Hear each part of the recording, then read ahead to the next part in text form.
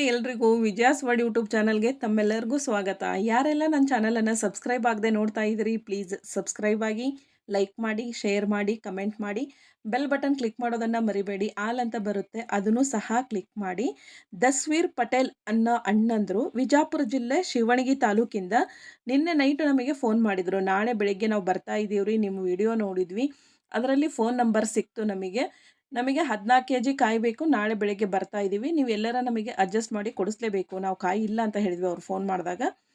ಇಲ್ಲ ರೀ, ನಾಳೆ ಬರ್ತಾ ಇದ್ದೀವಿ, ನಿಮ್ಮ ಹತ್ರ ಇರಲಿಲ್ಲ ಅಂದರೆ ಎಲ್ಲರ ನಮಗೆ ಅಡ್ಜಸ್ಟ್ ಮಾಡಿ ಕೊಡಬೇಕು ಅಂತ ಅಂದಿದ್ದಕ್ಕೆ ಇವತ್ತು ಬೆಳಿಗ್ಗೆ ನಮ್ಮ ಮನೆಯವರು ಅಂತೂರಲ್ಲಿ ಅವ್ರ ಅಣ್ಣ ತಮ್ಮಗಳು ಮನೆಯಲ್ಲಿ ಒಂದು 3 ಬಟ್ರ್ ಕಾಯನ್ನು ತೊಗೊಂಬಂದರು.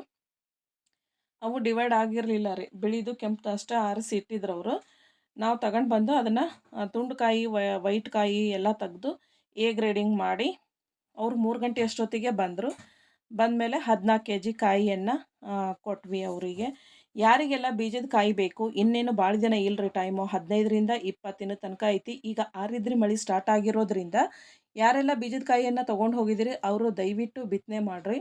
ಆಮೇಲೆ ಒಣ ಬೇಸಾಯ ಇದ್ದವರು ಒಣ ಮಣ್ಣಲ್ಲೇ ಬಿತ್ತಿ ಮಳೆ ಆದಮೇಲೆ ಅದು ಹುಟ್ಟುತ್ತೆ, ಏನು ತೊಂದರೆ ಏನಿಲ್ಲ. ನೀರಾವರಿ ಇದ್ದವರು ಧೈರ್ಯ ಮಾಡಿ ಬಿತ್ತಬಹುದು. ಆಮೇಲೆ ಯಾರಿಗೆಲ್ಲ ಬೀಜದ ಕಾಯಿ ಬೇಕು, ಡಬ್ಬಿ ಮತ್ತು ಕಡ್ಡಿ ಎರಡೂ ಇದಾವ್ರಿ, ಎರಡನ್ನು ಅವರು ಕೊಟ್ಟು ಕಳಿಸಿದ್ದಾರೆ. ತಮಗೆ ಯಾವ ಬೇಕು ಬಂದು ತಗೊಂಡು ಹೋಗ್ರಿ. ಆಮೇಲೆ ನೀವು ಬಿತ್ತುವಾಗ 2 ಇಂಚು ಮೇಲೆ ಬೀಳ್ಬೇಕ್ರಿ ಬೀಜ, ಆಳವಾಗಿ ಬಿತ್ತೋ ಹಾಗಿಲ್ಲ. ಶೇಂಗಾ ಮತ್ತು ಗೋವಿನ ಜೋಳ ಏನು ಬಿತ್ತಾರಲ್ಲ ಆ ರೀತಿ ಆಳವಾಗಿ ಬಿತ್ತಂಗಿಲ್ಲ, ಮೇಲೇ ತೇಲಿಸಿ ಬಿತ್ತಬೇಕು. 2 ಇಂಚು ಮೇಲೆ ಇರಬೇಕದು ಭೂಮಿ ಮೇಲೆ, 2 ಇಂಚು ಅಷ್ಟು ಒಳಗೆ ಆಳ ಇಳಿದು ಕುರ್ಗಿ ಹರಿದಿರ್ಬೇಕು, ಆ ಥರ ತೇಲಿಸಿ ಬಿತ್ತಿ ಹಿಂದೆ ಕುಂಟಿ ಕಟ್ಟಿದ್ರೆ ಅದು ಒಣ ಮೇಲೆ ಮಣ್ಣು ಬೀಳೋದ್ರಿಂದ ಬೇಗ ನಾಟಿ ಮೊಳಕೆ ಹೊಡೆಯುತ್ತೆ. ನಾಟಿಗೆ ಬೀಜಕ್ಕೆ ಬೀಜೋಪಚಾರ ಹಿಂದಿನ ದಿನವೇ ಮಾಡಿರಿ. ಸ್ವಲ್ಪ ನೀರಲ್ಲಿ ಬೀಜೋಪಚಾರದ ಇದನ್ನು ಹಾಕಿ ನೀವು ಅದನ್ನು ಮಿಕ್ಸ್ ಮಾಡಿ ತೆಳ್ಳಗೆ ಒಣ ಹಾಕಿರಿ. ಅದು ನೀರಿಗೇನು ಹಾಕಿರ್ತೀರಲ್ಲ ಗೌಚನ್ನು, ಅದು ಪೂರ್ತಿ ಒಣಗೋ ಥರ ತೆಳ್ಳಗೆ ಒಣ ಹಾಕಿ ಫ್ಯಾನಿನ ಗಾಳಿಗೆ ಹಾಕಿದ್ರೂ ಚೆನ್ನಾಗಿ ಬೆಳಗ್ಗೆ ಅನ್ಕೊಡ್ದೆ ಅದು ಪೂರ್ತಿ ಒಣಗಿರುತ್ತೆ.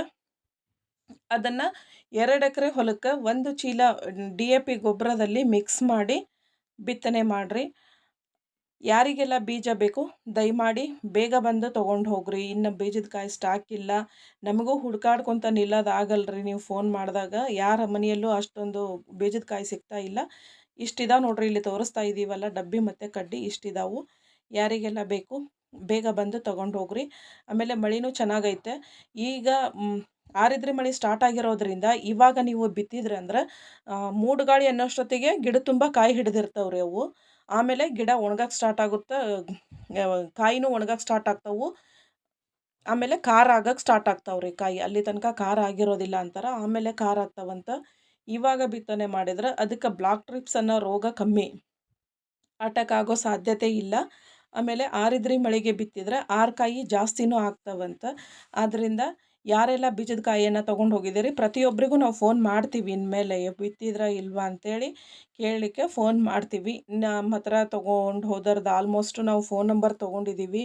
ಆಮೇಲೆ ಯಾರೆಲ್ಲ ಫೋನ್ ನಂಬರ್ ನಾವು ತೊಗೊಂಡಿಲ್ಲ ದಯವಿಟ್ಟು ಫೋನ್ ಮಾಡಿ, ನಾವು ನಿಮ್ಮ ಹತ್ರ ಒಯ್ದಿದ್ದೀವಿ ರೀ, ನೀವು ಫೋನ್ ನಂಬರ್ ತೊಗೊಳ್ಳಿಲ್ಲ ನಮ್ಮದು ಅಂತಂದು ಹೇಳಿದ್ರೆ ಇನ್ನೊಂದು ಸರಿ ನಾವು ಫೋನ್ ನಂಬರನ್ನು ನಮ್ಮ ಬುಕ್ಕಲ್ಲಿ ಬರ್ಕೊಂಡು ನಿಮಗೆ ಆಗಾಗ ವಿಚಾರ ಮಾಡ್ತಿರ್ತೀವಿ. ನಿಮಗೆ ಏನಾದರೂ ಹೊಸದಾಗಿ ಮಾಹಿತಿ ಬೇಕಂದರೆ ನೀವು ಎನಿ ಟೈಮ್ ಫೋನ್ ಮಾಡಿ, ಏನು ತೊಂದರೆ ಇಲ್ಲ. ನಮಗೆ ಗೊತ್ತಿರುವಂತಹ ಮಾಹಿತಿಯನ್ನು ನಾವು ನಿಮಗೆ ನೀಡ್ತೀವಿ. ಆಮೇಲೆ ಗೊತ್ತಿಲ್ಲದೇ ಬಿತ್ತಬೇಡ್ರಿ, ಯಾವ ರೀತಿ ಬಿತ್ತಬೇಕು ಅಂತಂದು ಇನ್ನೊಂದು ಸರಿ ಕೇಳಿಕೊಂಡು ಬಿತ್ತೋದ್ರಲ್ಲಿ ತಪ್ಪಿಲ್ಲ ಅನ್ಕೋತೀನಿ. ಕೇಳಿ ಬಿತ್ತಿರಿ.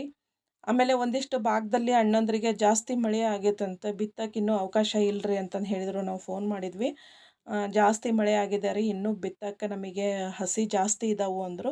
ಇನ್ನೂ 15 ಡೇಸಿಂದ 20 ದಿನದವರೆಗೂ ಟೈಮ್ ಐತೆ. ಅಷ್ಟರೊಳಗೆ ಭೂಮಿ ಆರ್ಕಿ ಬಂದ್ರೆ ನೀವು ಬಿತ್ತಬಹುದು. ನೀವು ಬರೋದಾದ್ರೆ ನಮಗೆ ಹಿಂದಿನ ದಿನನೇ ಫೋನ್ ಮಾಡಿರಿ, ಫೋನ್ ಮಾಡಿ ಬರ್ರಿ. Thank you for the watching.